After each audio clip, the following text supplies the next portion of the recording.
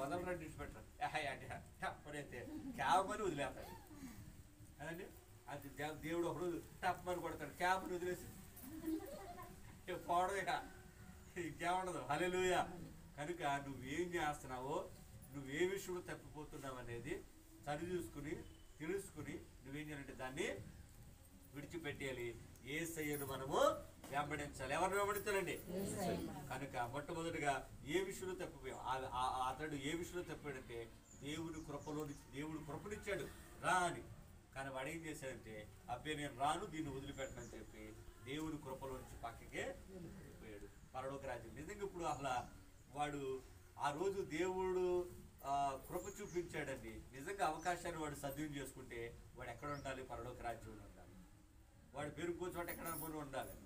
పరిశుద్ధ గ్రంథం చాలా మంది ఉన్నారు, అవకాశం వచ్చింది కానీ వాడు ఏం చేశాడంటే సద్వినియోగము చేసుకోవాలి. హల్లెలూయా. కనుక ఒకటి దేవుడి కృపలో నుండి, అలాగే దేవుడు నిన్ను కూడా ప్రేమించి ఇదిగో ఫలాన్ని విడిచిపెట్టే రా, నువ్వు నన్ను వెంబడించని యేసు ప్రభువు చెప్తూ ఉంటుంటే నువ్వు కూడా వెంబడించకుండా కదండి, ఒకవేళ అదే విడిచిపెట్టాలన్న దాన్ని విడిచిపెట్టకుండా ఉంటున్నావేమో, అలాగే నువ్వేమవుతున్నావంటే దేవుని కృపలో నుండి తప్పిపోతున్నావు. హల్లెలూయా.